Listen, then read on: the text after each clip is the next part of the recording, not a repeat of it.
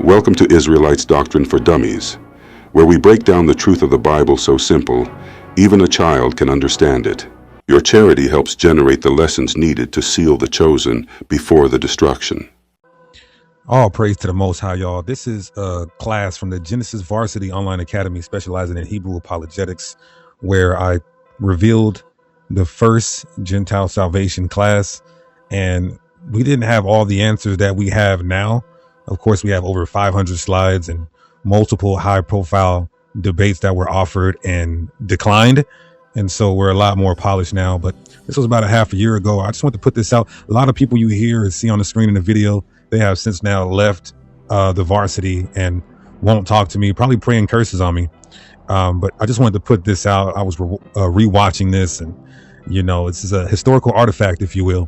So I'm putting this out for you guys to listen to. And even with what we did know, it was very edifying. And a lot of people conceded and agreed until they seen the nation, or the community rather, turn against us. And then they abandoned the agreements on the scriptures that they had. Nevertheless, I do still feel like I could have dealt more peacefully instead of, you know, saying that people who eisegete the text, you know, are ad hominems. Definitely could have did better on that point, but it's just frustrating when I know that people are indoctrinated, cultivated and incubated in indoctrination and falsehood. Student, listen closely.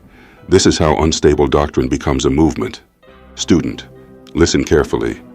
What you are hearing in this opening is not the sound of a fully grounded doctrine being delivered with elder oversight and scriptural discipline. It is the sound of men admitting they were still developing, still polishing, still correcting themselves, and yet already teaching a doctrine powerful enough to split a camp, scatter followers, and shift the mission away from the lost sheep of Israel. At the beginning, Deacon Hasad says this was his first Gentile salvation class, and admits, "We didn't have all the answers that we have now."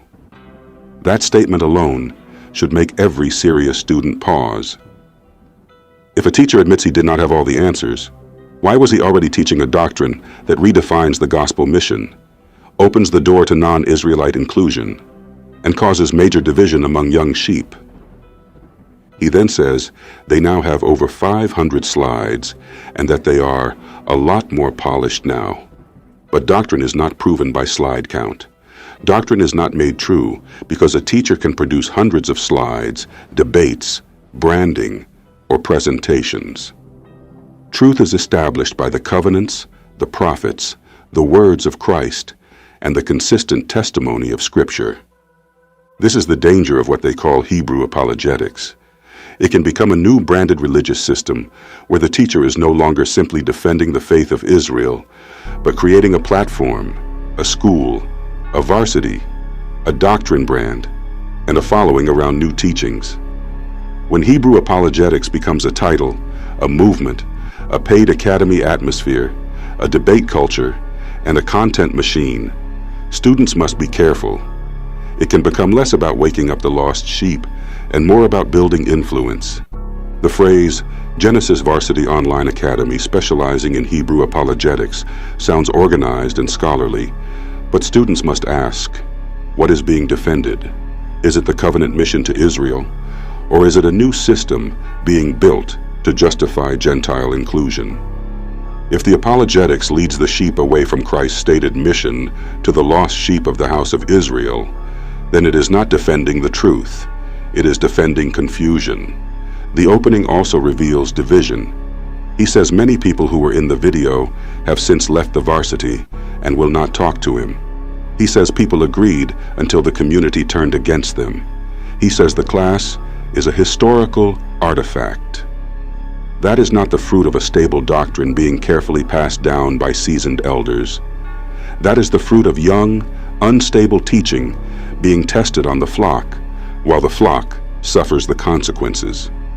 This is why students must learn discernment. A doctrine that causes mass confusion, division, defensiveness, and constant repolishing should not be rushed into the ears of young sheep. It should be examined. It should be judged by the covenant boundaries. It should be tested against Christ's mission. And Christ's mission is clear. He was sent to the lost sheep of the house of Israel. The disciples' mission was clear. Go not into the way of the nations, but go rather to the lost sheep of the house of Israel. So any teacher who makes non-Israelite Gentile salvation a central doctrine is shifting the focus. The lost sheep in captivity do not need a Gentile salvation academy. They need the gospel of the kingdom. They need repentance. They need identity. They need covenant understanding. They need to know they are Israel. This is why this doctrine is dangerous. It does not begin by openly denying Israel. It begins by saying, Gentiles get salvation, but not equal salvation. It sounds controlled. It sounds careful. But once that boundary is moved, the breach is open. Then students begin asking whether Luke was a Gentile, whether Timothy was a Gentile, whether Titus was a Gentile, whether Gentiles can teach Israelites, whether outsiders can enter the covenant, and whether the Bible was more inclusive than Israel was taught. That is how sheep are scattered. A teacher may say, we are more polished now, but polish does not equal truth. A false blade can still shine. A doctrine can be smooth, organized, debated, branded, and presented with confidence, and still be outside the covenant boundaries. So the rebuke is this: unstable men should not build doctrine from uncertainty. They should not create a new religious platform around Gentile salvation. They should not use Hebrew apologetics as a covering to push non-Israelite inclusion. They should not teach young sheep a doctrine they later admit they were still developing. They should not turn captivity into content, confusion into classes, and controversy into followers. If a doctrine needs constant reworking, if it causes mass division, if it shifts the mission away from Israel, if it opens the covenant to outsiders, and if it is promoted through academy branding, debate culture, and personality influence, my students must beware. This is how a false new religious stream can form, not by openly rejecting Israel, but by dressing confusion in Israelite language. The Bible is set apart. The covenant is set apart. The seed is set apart. The mission is set apart. The gospel is to awaken the lost sheep of Israel. Anything that makes non-Israelite Gentile salvation, the focus is not gathering the sheep. It is scattering them. All praise to the Most High, y'all. This is a class from the Genesis Varsity Online Academy specializing in Hebrew apologetics. I don't think there's any church that Paul wrote to or that existed that didn't have Jews and Gentiles. I think even the church in Jerusalem had some Gentiles there, but Proselytes. Proselytes. But there's no, I mean, I'd love to see the evidence that Timothy was an Israelite. I'd love to see the evidence that Titus was an Israelite. I'd love to see the evidence that Luke was an Israelite. I'd love to see the evidence that I'm actually wrong about all of this and I'm tripping and one of you guys is going to show me that I'm wrong. But no, that's good. That's good. That's good. And maybe, hopefully we can get a peer review and then brothers can debunk all of these verses and claims and sources that we bring out. We're definitely open to hear it. And I just to clarify, I leave it at this. So we have Gentiles teaching Israelites. Is that what you guys are saying? Gentiles teaching Israelites. Is that what you guys are saying? Gentiles teaching Israelites. This section exposes the danger of unstable men teaching doctrine before they are properly grounded. At timestamp 2:11:51, Hasad admits the uncertainty when he says, I'd love to see the evidence that Luke was an Israelite. I'd love to see the evidence that I'm actually wrong about all of this. And I'm tripping, and one of you guys is going to show me that I'm wrong. That statement shows the problem plainly. This doctrine is not being presented from a firm covenant foundation, but from uncertainty, assumption, and speculation. A grounded teacher does not take uncertainty and turn it into doctrine. A grounded teacher does not say, I would love to see evidence that I am wrong, while also pushing a teaching that opens the door to non-Israelite Gentile salvation, Gentiles teaching Israelites, and outsiders being placed inside the covenant structure. That is dangerous. That is how young sheep are scattered. This is what happens when men do not have seasoned elders guiding them. They become bold in claims they have not proven. They teach from excitement, reaction, and debate pressure instead of covenant order. Young sheep then follow their direction, not realizing the teachers themselves are still uncertain, still building, still asking to be corrected, and still testing doctrine on the flock. The claim about Luke is one of the clearest examples. Paul never directly said, Luke was of the uncircumcision. That is an inference from Colossians 4, not a direct statement. Paul names Aristarchus, Marcus, and Justus as being of the circumcision in Colossians 4:11, and then later mentions Luke in Colossians 4:14. Some then assume that because Luke is not named in the first group, he must be of the uncircumcision. But that does not prove Luke was a non-Israelite Gentile. That is the error. They are taking an inference and making it a foundation. Paul identifying certain men as of the circumcision does not mean every man listed afterward is a non-Israelite. And even if someone is called uncircumcision, that does not automatically mean non-Israelite bloodline. Scattered Israelites could be uncircumcised, Hellenized, alienated from Judean customs, and living among the nations. So when Deacon Haka or Hasad claims Luke, Timothy, or Titus were Gentiles, and then uses that to support Gentile salvation, that is not sound doctrine. That is speculation being promoted as revelation. The rebuke is simple. Unstable men should not use uncertain identity claims to reshape the gospel mission. The mission of Christ and the disciples was not non-Israelite Gentile salvation. The mission was the lost sheep of the house of Israel. The New Testament is about gathering scattered Israelites, not creating a new place for non-Israelites in salvation. This kind of teaching is dangerous because it moves the boundary stones. It makes young sheep believe the Bible is unclear about who salvation belongs to. It shifts the focus away from Israel's awakening and toward outsider inclusion. It gives the appearance of deep study, but underneath it is an unstable foundation. A teacher must be grounded before he leads sheep. If he is still unsure, still asking others to prove him wrong, still relying on inference, and still building doctrine from silence, then he should not be leading the flock into a new doctrine. He should sit down, be taught, and be corrected before he scatters more of Yahweh's sheep. Is that what you guys are saying? We have Timothy, for example. Yeah, let me answer that. Jethro is responsible for part of the Torah. So if we're going to get upset at Timothy, then we got to get upset at God, which they're going to do. Yeah, Balaam prophesied until Not he only, went I'm talking about, look at this. Deuteronomy 1, and let's take a look. Deuteronomy 1, and what am I looking for? Where is this? Where Jethro? While you look for it, I'm just going to say this, right? The reason I asked, right, because this is what came to mind. If there's going to be a hierarchy in the kingdom, regardless of the fact, right, are we going to have Gentiles teaching Israelites? Like, as far as is that the example? We're in the new covenant. We're in the new covenant at that point.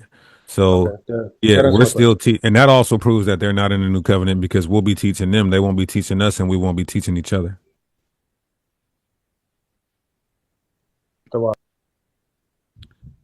Hasad, you make a point? Says that Jethro said, "You're doing too much," and then he gave him the instructions on he's talking to Moses, and he said, "Take 10 people for this and divide them like that." Let me see. You can find it while I get some of these guys so we can close out here. Shamar, go ahead. Somewhere in Exodus. Exodus? Okay. In the class, when the question was raised, so we have Gentiles teaching Israelites. Hasad tried to defend that idea by bringing up Jethro, saying Jethro was responsible for part of the Torah structure, and then bringing up Balaam as another example of a non-Israelite speaking prophetically. That is a foolish comparison. Jethro giving Moses advice in Exodus 18 does not mean Jethro became a covenant teacher over Israel. It does not mean Jethro authored Torah. It does not mean Gentiles are part of the covenant ministry. It does not mean non-Israelites can teach Israelites doctrine. It only shows that Moses received practical administrative advice about judging the people more efficiently. Jethro did not give the law. Yahweh gave the law. Moses received the commandments from Yahweh. Israel received the covenant. The priesthood was Israelite. The prophets were raised among Israel. The covenant was made with Israel.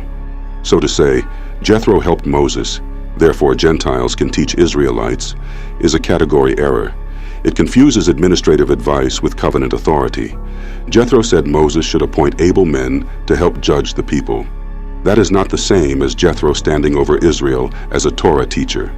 Even the men appointed were to be from among Israel, men who feared Yahweh, loved truth, and hated covetousness. Jethro's advice did not place Gentiles into the priesthood, the prophetic office, or covenant teaching authority. That is why Hasad's reasoning is dangerous. He takes an outside figure who gave useful counsel and then stretches that into proof that Gentiles can hold teaching authority among Israelites. That is not sound doctrine. That is forcing the text beyond its role. The same problem happens with Balaam. Balaam speaking a prophecy does not mean Balaam was righteous, covenantal, or authorized to teach Israel. Yahweh can put words in the mouth of anyone, even an enemy. But that does not make that person part of the covenant order. Using Balaam to justify Gentile teaching authority is even worse, because Balaam is later remembered as a corrupt figure connected to stumbling Israel. So the rebuke is simple. Do not use Jethro's advice to Moses as proof of Gentile covenant authority. Do not use Balaam's prophecy as proof of Gentile righteousness. Do not use isolated outsider encounters to rewrite Israel's covenant structure. This is what unlearned teachers do. They grab examples, detach them from context, and use them to support a doctrine the Bible never established. The Bible's order is clear. The mission is to Israel. The covenant is with Israel. The kingdom is Israel's. The new covenant is with the house of Israel and house of Judah.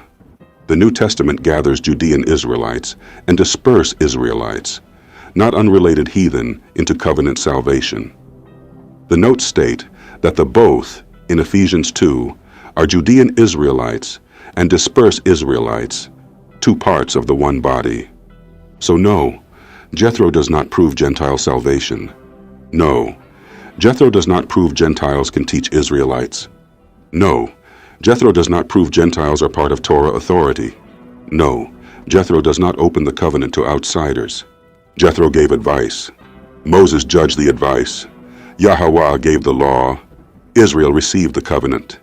Anything beyond that is speculation, and speculation should never be used to lead young sheep into Gentile inclusion doctrine. A strong rebuke against inclusion doctrine. Hasad is incorrect. This doctrine of non-Israelite Gentile salvation is not a harmless disagreement. It is a breach. It is a dangerous attempt to reshape the gospel mission through uncertainty, emotion, and personal attachment rather than through the covenants, the prophets, and the direct words of Christ. Unstable men should not use uncertain identity claims to reshape the gospel mission. The mission of Christ and the disciples was not non-Israelite Gentile salvation. Christ made his mission clear. I am not sent, but unto the lost sheep of the house of Israel. That statement is not vague. It is not universal. It is not open-ended. It is exclusive. Christ did not say he was sent to the nations at large. He did not say he was sent to covenant outsiders. He said he was sent to the lost sheep of the house of Israel. The disciples were given the same direction. They were not sent into the way of the nations. They were not sent to build a Gentile salvation doctrine. They were sent to the lost sheep of Israel, preaching the kingdom. That is the pattern. That is the order. That is the mission. So when Hasad or any teacher begins claiming Luke, Timothy, Titus, or others were non-Israelite Gentiles without firm proof, and then uses those uncertain identity claims to open the door to non-Israelite salvation, that is not sound doctrine. That is speculation being promoted as revelation. The Bible is not confused about separation. Israel was repeatedly commanded not to mingle with the heathen nations, not to learn their ways, not to marry into them, not to enter their pagan temples, not to adopt their customs, and not to pollute the holy seed. Yahweh set Israel apart. The entire covenant structure is built on separation, election, lineage, inheritance, and commandment keeping. So how can a teacher claim to understand the set-apart doctrine while opening the covenant door to those Israel was commanded to remain separate from? That is contradiction. That is confusion. That is the virus of inclusion. Once a teacher allows personal attachment, emotion, or family connection to push doctrine beyond the written covenant, the lie begins to spread. First, it is called lesser salvation. Then it becomes Gentiles can believe the conscience. Then it becomes Gentiles can keep commandments. Then it becomes Gentiles can be accepted. Then it becomes Gentiles can teach Israelites. Then the boundary stones are gone. That is how inclusion works. It never begins by saying, let us destroy the doctrine. It begins by saying, let us make a small exception. But covenant truth does not bend for personal feelings. A non-Israelite mother, father, wife, friend, student, follower, or supporter cannot be used as a reason to rewrite the promises. The covenants are not emotional property. The inheritance is not based on who a teacher loves personally. The word is not adjusted because someone wants to include a loved one outside the covenant line. That is exactly why Israel was commanded to remain set apart. When Israel mingled with the nations, confusion followed. When Israel married into the heathen, corruption followed. When Israel entered pagan spaces, idolatry followed. When Israel forgot separation, judgment followed. So if a teacher begins creating doctrine that makes room for non-Israelite inclusion, he is repeating the ancient error that caused Israel to fall into corruption in the first place. This is why the matter is dangerous. The danger is not only one wrong class. The danger is the seed that class plants in young sheep. Young sheep hear a teacher say, maybe Luke was a Gentile, maybe Timothy was a Gentile, maybe Titus was a Gentile, maybe non-Israelites can be saved. Then those young sheep begin to loosen their grip on the covenant. They begin to think the gospel mission is unclear. They begin to believe Israel's book may include outsiders after all.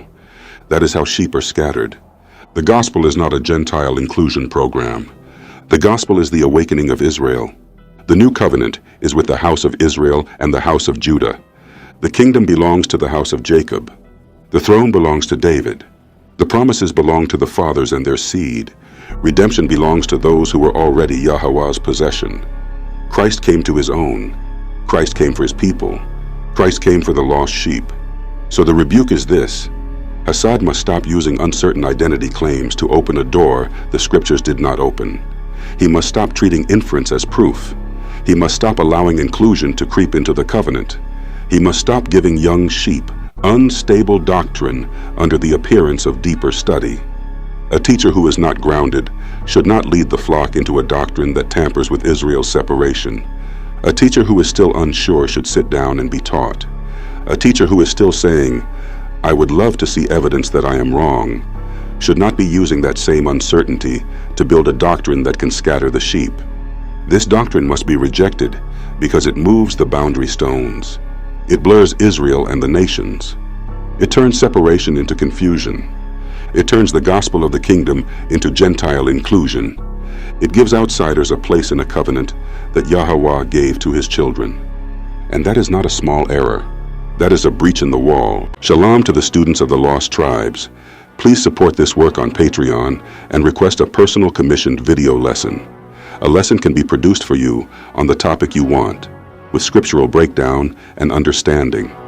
By supporting this work, you help build and strengthen the ministry. Your support helps with the time, study, editing, and materials needed to produce these teachings. Support the ministry. Request your lesson.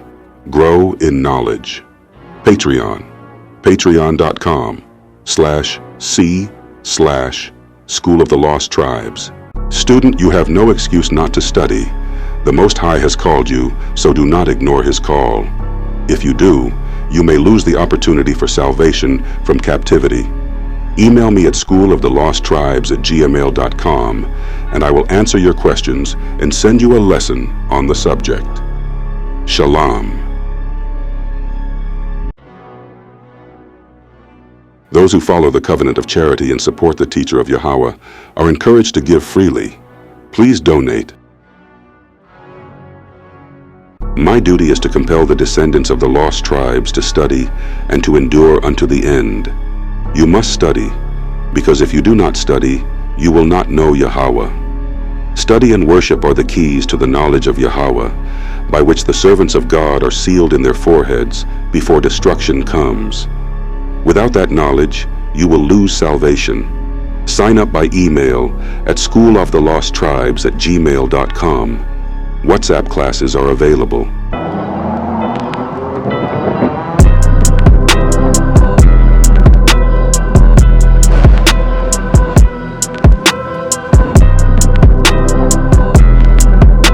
Dear student, I write to you in sincerity and with concern for your walk.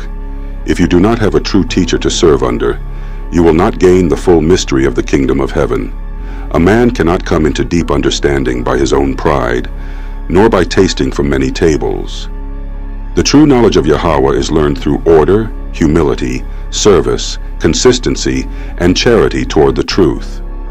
If you eat from the table of Yahweh, that means you must learn from the teacher he has set over you.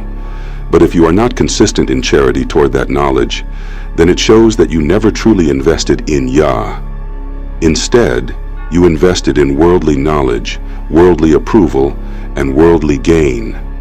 Because of that, the true knowledge of Christ can be removed from you, and you can fall back into spiritual sleep and be cast out. If you are ashamed to promote this truth, or ashamed to be known as an Israelite, then you are not fit to carry this message. What is hidden in your heart will be exposed. The truth is not for the ashamed, nor for those who want the world's acceptance more than Yahweh's approval. If you are afraid of death, afraid of suffering, or afraid of losing your life for the truth, then you are not yet standing in the courage Christ requires. Christ does not call men to cowardice, but to faithfulness. The fearful draw back, but the true disciple stands firm. To shrink back from the truth is to place yourself against the will of God. Therefore, wake up, be steadfast, be faithful, invest in Yahweh, not in this world. Hold fast to the knowledge given to you, walk in charity, remain under true teaching, and do not let the mystery of the kingdom slip from your hands. Only those who endure, who are loyal, and who are not ashamed will remain.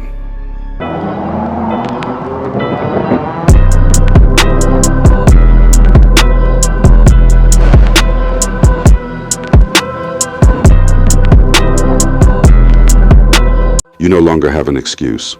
If you're not planning to teach your family and your people, don't buy this book. This is not a book of personal opinion. It is a precision tool, crafted from the words of Yahweh, for one nation only, the scattered tribes of the children of Jacob. For generations, the truth of who we are has been buried beneath the weight of deception. False doctrines have sold a universal message that never belonged to the other nations, stripping the covenants of their rightful heirs and misleading the lost sheep of the house of Israel. This book is not the message. It is the delivery system. Like a box of sharpened blades, every page is designed to cut through the lies that have enslaved our people in spiritual bondage. This is for those who have ears to hear and whose bloodline traces back to the patriarchs. The scribe is not the author. Yahweh is. These are his words, preserved and compiled for his chosen. Go to Amazon, get it, use it, teach your household, teach your people. The blades are ready. The knife you need, crafted for your endurance and trials from the Most High, is almost here. This tool is forged to cut through the deceptions that have smothered the truth for generations, preparing you for sealing before the destruction.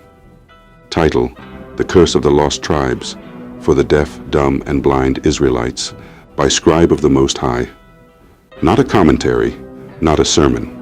This is a scriptural toolbox, crafted for the lost sheep of Israel, those judged, scattered, and blinded by false doctrines. Christianity taught you lies. This book gives you the blades of truth to tear them down. Compiled by a scribe, authored by Yahweh, the God of Israel. Built for one people only, the descendants of Jacob. Use this tool, wake up, return, your time is near.